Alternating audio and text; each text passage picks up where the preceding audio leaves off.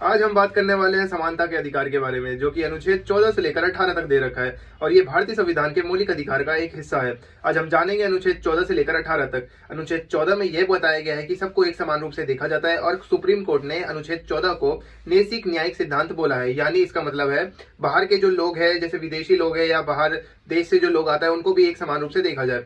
और आर्टिकल 15 की बात करें तो आर्टिकल 15 खंड 1 में बोला गया है किसी के भी जाति धर्म लिंग को देखकर उनके साथ भेदभाव ना किया जाए। 15 खंड 2 में बोला गया है उपरोक्त आधार पर किसी को भी स्कूल विश्वविद्यालय या पार्क या होटल या दुकान कहीं पर भी जाने से ना रोका जाए। 15 खंड 3 में बोला गया है राज्य को अधिकार है कि वो महिलाएं एवं बच्चों के लिए विशेष अधिकार बनाए। 15 खंड 6 में बोला गया है शिक्षित संस्थानों में ईडब्ल्यूएस वालों को 10% आरक्षण दिया जाए। और अगर हम बात करें आर्टिकल 16 की, आर्टिकल 16 में बोला गया है लोक नियोजन में समानता और सरकारी नौकरी में समानता। आर्टिकल 16 खंड 4 में बोला गया है कि राज्य को अधिकार है कि वह जनसंख्या के आधार पर आरक्षण दे।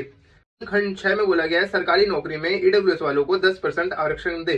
अब हम बात करें आर्टिकल 17 की। आर्टिकल 17 में बोला गया छुआछूत का अंत, परंतु 1976 में सिविल अधिकार अधिनियम 1955 बना दिया गया। अनुच्छेद 18 में बोला गया है कि विशेष उपाधि वाला टाइटल हटा दिया गया, जैसे पहले राजा महाराजा हुआ करते थे। अगर आपको वीडियो अच्छी लगी हो तो प्लीज लाइक कमेंट शेयर जरूर करें और कमेंट में बताएं आपको वीडियो कैसी लगी।